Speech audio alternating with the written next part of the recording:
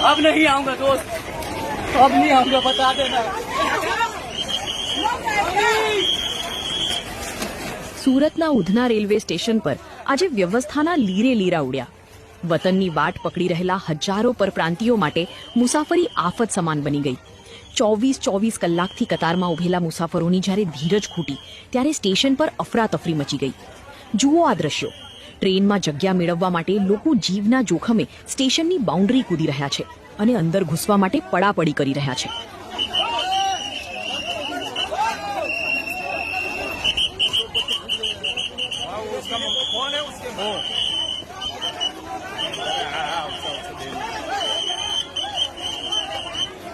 ઉધના સ્ટેશનની બહાર 3 કિલોમીટર લાંબી કતારો જોવા મળી રહી છે. 7,000થી વધુ મુસાફરોની ભીડ સામે માત્ર 2 ટ્રેનની સુવિધા હોવાથી સ્થિતિ કાબુ બહાર ગઈ હતી. અસહ્ય ગરમી અને ઘૂંઘરામણને કારણે અનેક મુસાફરો બેભાન થઈ ગયા. જ્યારે પોલીસ અને રેલવે સુરક્ષા દળોએ ભીડને કાબૂમાં લાઠીચાર્જ કર્યો ત્યારે મુસાફરો અને પોલીસ વચ્ચે ઘર્ષણના દ્રશ્યો પણ સર્જાયા હતા. રેલવે તંત્ર દર વર્ષે સર્જાતી આ ભીડ માટે અગાઉથી આયોજન કરવામાં નિષ્ફળ રહ્યું હોય તેવું સ્પષ્ટ દેખાઈ રહ્યું છે. 16 કલાક સુધી લાઇનમાં ઊભા રહ્યા બાદ જ્યારે ટ્રેન નથી મળતી ત્યારે લોકો મજબૂરીમાં કાયદો હાથમાં લઈ રહ્યા છે. હાલ સુરતના ઉધના સ્ટેશનથી આ અફરાતફરીના દ્રશ્યો